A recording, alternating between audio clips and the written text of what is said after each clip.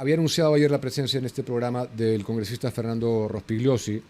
Tenemos temas importantes que hablar con él, no el menor de los cuales es el evento que sucedió anoche. Yo lo comenté acá, lo anunció el lunes el doctor Blume también. Ley de amnistía a miembros de las Fuerzas Armadas y Policiales, fin de la persecución, y el incumplimiento de esa y la otra ley, la 32107, ley de lesa humanidad. Fernando, gracias por estar con nosotros. Hola Diego, buenas noches. Quiero comenzar hablando del evento de anoche, la conferencia titulada Ley de amnistía a miembros de las Fuerzas Armadas y Policiales, fin de la persecución. ¿Qué conclusiones importantes se obtuvieron de dicho evento? Bueno, fue un evento muy importante, como has dicho tú. Estuvo el doctor Ernesto Blume, expresidente del Tribunal Constitucional, el doctor Humberto Abanto y el general Juan Rivero Lasso, que como sabemos sufrió una injusta prisión de más de 25 años. El general Rivero Lasso explicó su situación, dio un testimonio de la situación espantosa que ha vivido él y que siguen viviendo otros militares. En el caso de los abogados Abanto y Blume, hicieron una excelente explicación de cómo funciona todo el sistema interamericano de derechos humanos y además los antecedentes de todos estos asuntos de los que se habla ahora, de la lesa humanidad, que vienen, digamos, desde el Tribunal de Nuremberg de 1945, luego de la Segunda Guerra Mundial. Y bueno, ha sido un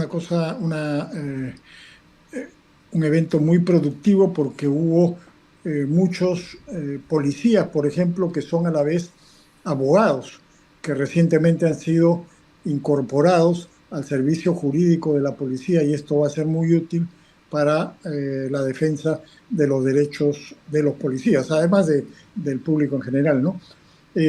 Entonces, la idea básica que quedó es que, en primer lugar, es completamente injustificada esta injerencia de la Corte Interamericana de Derechos Humanos, que sigue usando como pretexto un caso que ya fue resuelto hace más de 20 años, que es el de Barrios Altos y Cantuta, donde varios militares fueron sentenciados y, bueno, han cumplido o están cumpliendo su sentencia. Pero de eso se aprovecha esta corte totalmente politizada, izquierdista, caviar o pro-terrorista, para tratar de interferir en los asuntos internos del país, en las leyes que puede dictar el Congreso, en las leyes que puede promulgar el gobierno o en las leyes que pueden aplicar los jueces. Ellos explicaron magistralmente que no hay absolutamente ninguna razón valedera ni jurídica para que esto ocurra. Y además sustentaron la viabilidad y la necesidad de la ley de amnistía recientemente aprobada por el Congreso y promulgada por el gobierno, dada la persecución implacable que vienen sufriendo los militares y policías desde hace 30, 40, 45 años. Entonces ha sido un evento muy interesante, ilustrativo y beneficioso para todos los que estuvieron presentes y también para los que pueden seguirlo viendo en las redes sociales, en YouTube, en Facebook, etcétera.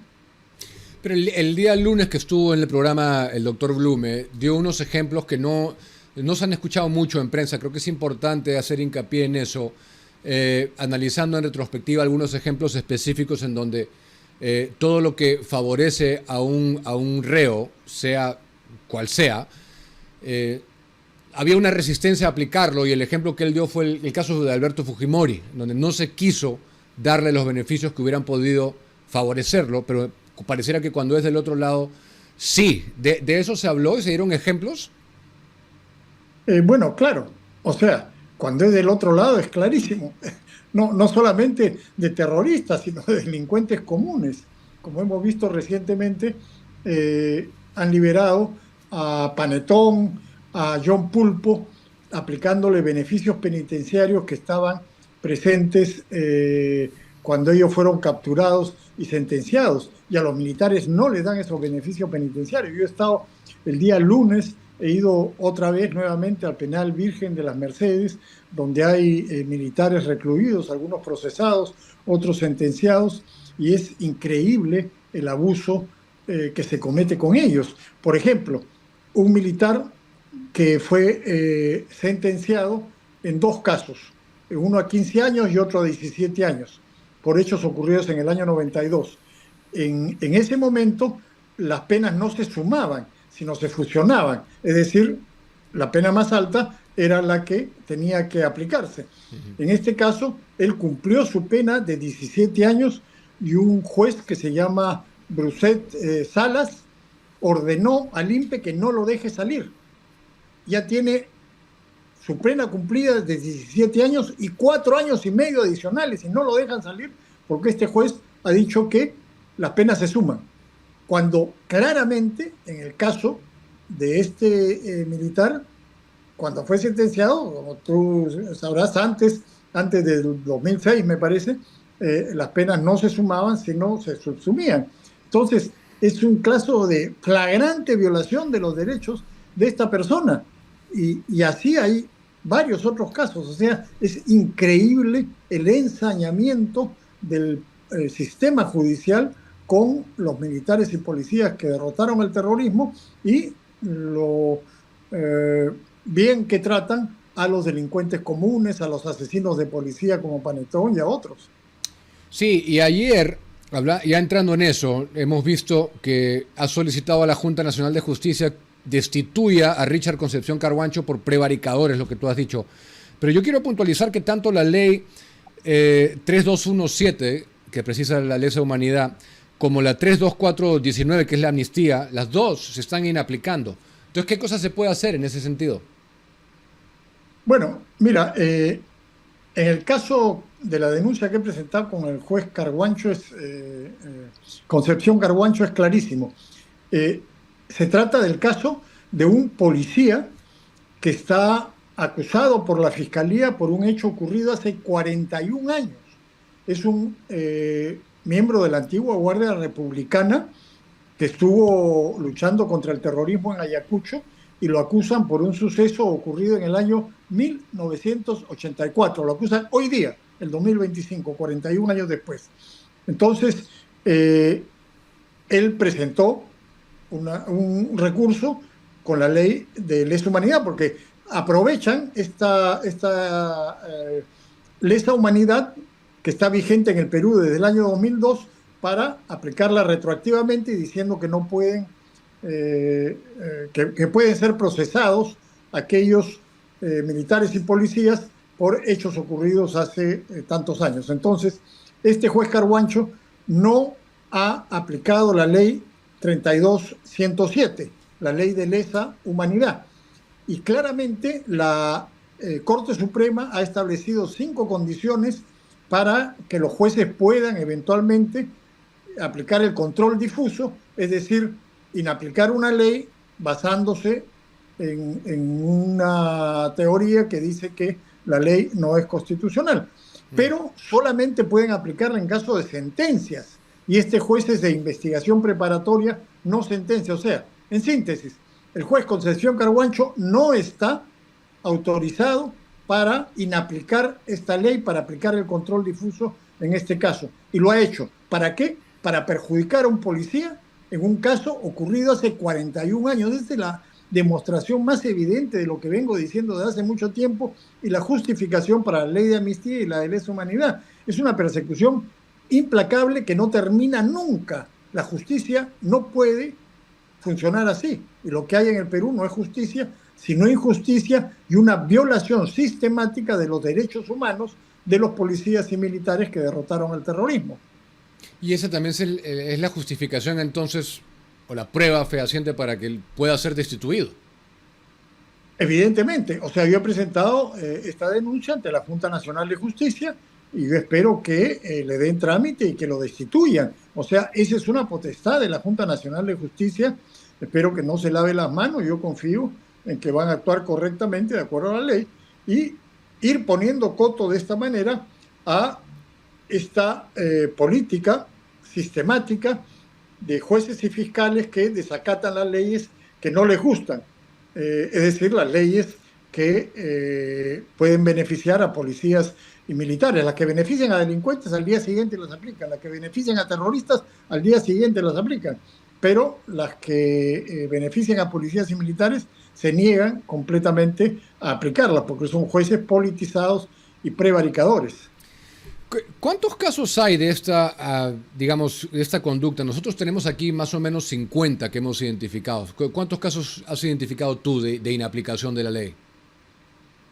Bueno, no lo sé, pero tenemos decenas de casos que nos han llegado de parte de familiares y abogados que no están aplicando la ley. Y conocemos un solo caso en que se aplicó la ley 32.107, la ley de lesa humanidad, que lo hizo un juez que se llama Raúl Justiniano, del Norte Chico, en el caso del general Obando Salas y otros militares, por un suceso ocurrido en el año 91. Entonces, los militares dijeron, aquí está la ley no permite que nos apliquen lesa humanidad porque eso está vigente solo desde 2002. Entonces el juez dijo, ustedes tienen razón, la ley es clarísima, se acabó, ustedes no pueden ser procesados. A los 3 días lo destituyeron, a los 3 días. Mira cómo funciona el sistema judicial, ¿eh? Lo sancionaron. Obviamente buscaron otro pretexto, no dijeron en la resolución se les sanciona por aplicar la ley, pero sí, la señal es clarísima. Imagínate, ¿quién va a aplicar la ley? Si ya saben que les va a caer una sanción por portarse adecuadamente, por aplicar una ley como tiene que hacer todo juez. Aquí es el mundo al revés. Al que actúa legalmente, constitucionalmente, de acuerdo a la ley, lo sancionan. Y a todos estos sinvergüenzas, prevaricadores y politizados que se niegan a aplicar la ley, los benefician. Ahora, a futuro, mucho se está hablando de la reforma de justicia, ¿no? Inclusive, bueno, ha estado acá Mari Carmen Alba, que está presidiendo este grupo de trabajo, esta comisión. A futuro, y con eso termino, ¿cómo se puede establecer un plazo de investigación fiscal? Porque los enemigos de los militares y todo, y entre ellos Carlos Rivera, se agarran del tema de la complejidad de estos casos, ¿no? Que es muy complejo y eso demora muchos años. Pero ¿hay manera de decir, mira, más de 5 bajo ninguna coyuntura puede durar una investigación? Bueno, esto es realmente muy difícil, por lo menos los abogados que hemos consultado no se ponen de acuerdo en eso.